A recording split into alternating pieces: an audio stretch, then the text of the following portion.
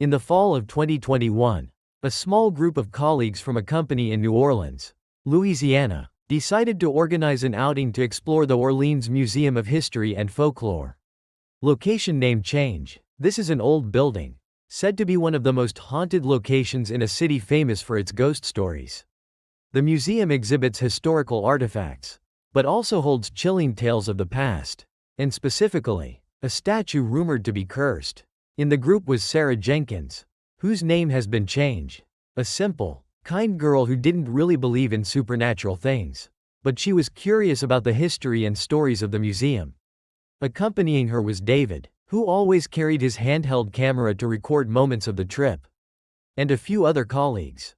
When we entered the museum, the air inside was significantly colder than outside. The distinct smell of old dust and decaying wood characteristic of ancient buildings permeated the air. The long hallways, dim electric lights, and artifacts displayed in glass cases created a solemn atmosphere, but also carried a hint of gloom. The tour guide, an elderly man with a weathered face, began to tell us about the history of the museum, about the tragic stories that had occurred in this place. He spoke of deaths, murders, and spirits said to still linger. As we passed through a large room on the ground floor, the tour guide stopped in front of an old stone statue, placed on a high pedestal in the center of the room. It was a statue of a woman with a sorrowful face, her eyes looking straight ahead. The statue looked very ordinary, but standing near it, we felt a sudden cold draft radiating from it, stronger than anywhere else in the museum. "This is the statue of the suffering woman," the tour guide said. His voice lowered. "Legend has it that this statue was carved in memory of a woman who died tragically in this place many years ago. And her spirit is said to still reside within this statue, or linger around here." He told us about the strange phenomena reported in connection with the statue. Faint crying sounds heard at night. The temperature around the statue always being unusually cold. And sometimes, people said they saw the statue's eyes seem to move. Sarah shivered listening to the story. She looked at the statue, feeling a sense of sadness and gloom radiating from it. David, with his camera in hand, took close-up shots of the statue and the faces of the group members as they listened. We continued our tour, passing through other rooms of the museum, looking at the historical artifacts. However, the story of the haunted statue and the cold feeling when standing near it still lingered in our minds. We didn't know that the haunting of the museum didn't just stop at stories and cold feelings. Something else was with us on that tour, and David's camera was recording everything. The Old Orleans Museum, with its gloomy statue, had welcomed us, and something had begun to follow us from the darkness of history. We continued our tour inside the Orleans Museum of History and Folklore. The deeper we went inside, the colder and gloomier the air became. The exhibition rooms displayed carefully preserved artifacts, but the smell of old dust and time still permeated the space. The tour guide continued to tell stories about the history of the artifacts, about the lives of Orleans residents in the past. However, we found it hard to fully concentrate. The feeling of being watched grew stronger. As we walked down a long hallway, the dim electric lights created strange dancing shadows on the walls. Sarah suddenly felt a sudden cold draft sweep past her, as if someone had just walked by very quickly. "It's cold," Sarah mumbled, shivering all over. David and the others looked at Sarah, puzzled. "Are you cold, Sarah?" David asked. "Yes," Sarah said. "There was a sudden cold draft that just swept past me." The others didn't feel anything. They thought it was probably just a draft from somewhere. However, Sarah knew it wasn't the wind. The coldness was very different, very sudden, and carried a strange feeling, not belonging to the natural world. David still held the camera in his hand, recording footage of our group walking down the hallway. The camera pointed forward, recording our group walking, and also behind, where Sarah had just felt the cold draft. As we passed through a room displaying old items, personal belongings of those who had passed away, something strange happened. A grandfather clock on the wall, which had stopped long ago, suddenly made a very faint ticking sound. We stopped, listening. The ticking sound only lasted for a few seconds, then stopped completely. The tour guide looked at the clock, his face slightly surprised. "Oh, that's strange," he said. "This clock hasn't run for decades." We looked at each other, puzzled. This wasn't a normal phenomenon. The feeling of being watched became more apparent. David occasionally turned the camera towards the back, recording the hallway and the rooms we had passed through. He hoped to capture something unusual. As we approached the area displaying the haunted statue, the air became colder than ever.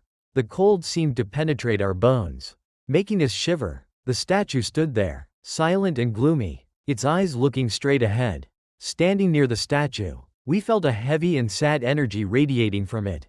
Sarah looked at the statue, feeling a strange sympathy for the woman in the legend. But alongside that, there was also a deep sense of fear.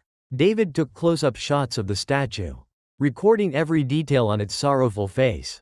We didn't know that, while we were exploring the museum and feeling the strange phenomena, something invisible was following us. A shadow lurking in the darkness of the old building. And that shadow, in certain moments, appeared in the camera's frame, blurry and terrifying. The strange cold, the ticking of the clock, and the feeling of being watched. All were signs that we weren't just wandering among ancient artifacts.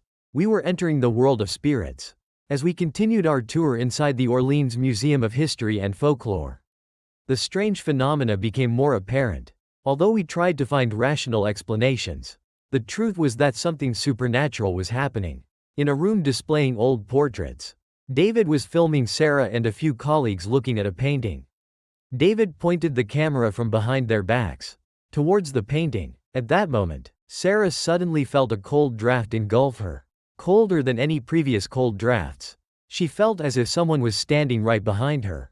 Very close. She quickly turned her head to look. No one was there, only the empty space of the room.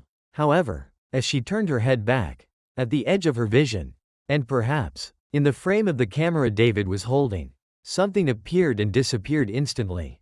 A black shadow. A blurry figure. Black, flitting past behind Sarah, right next to the wall. Sarah shivered. She was sure she had seen something. She said softly to David, Did you see something?" David looked at Sarah, puzzled. "See what, Sarah?" "Behind you, just now," Sarah said, her voice trembling. David turned the camera towards where Sarah had pointed. Nothing was there. The others in the group also looked at Sarah worriedly. "Are you okay, Sarah?" A colleague named Lisa, whose name has been changed, asked. I just saw a black shadow," Sarah said. "Behind me." David looked back at the camera screen. He didn't see anything unusual in the live frame. However, the unease in the group increased as we passed through the area displaying artifacts related to ancient rituals. The atmosphere became heavier than ever. The feeling of being watched was very strong. David continued to film, recording everything. When reviewing the footage later, we discovered horrifying things. In the moments when Sarah felt the strongest cold draft, or when she saw the black shadow flit past, the camera had recorded something.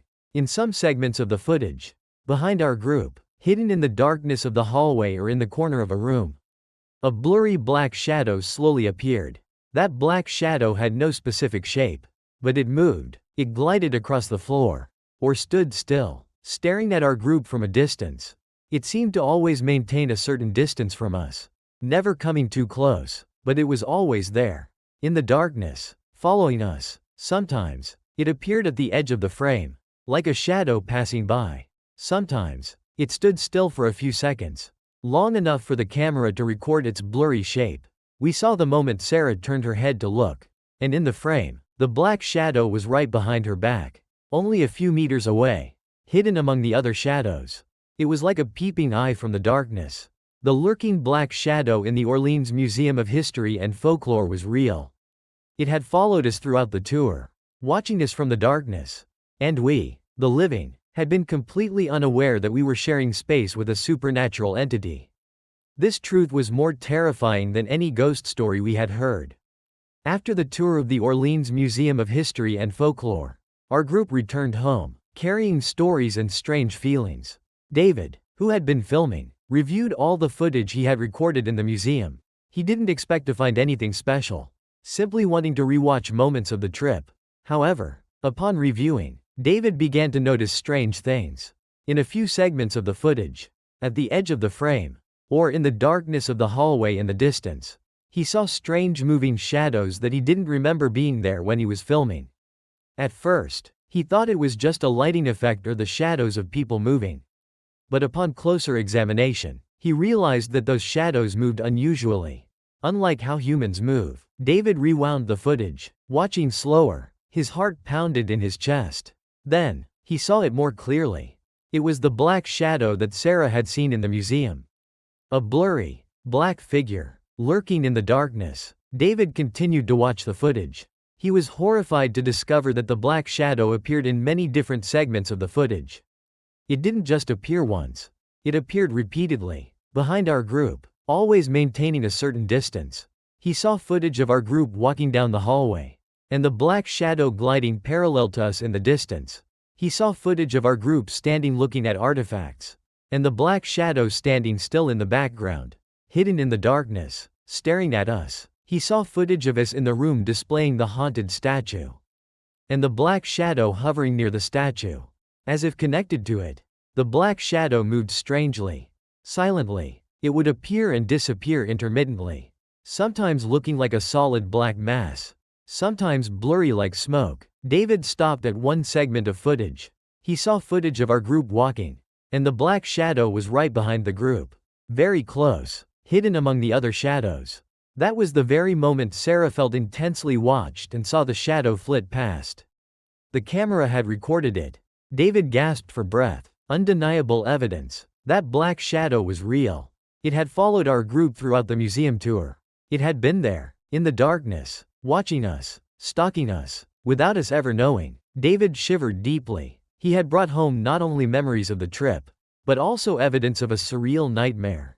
He knew he had to share this footage with Sarah and the others in the group.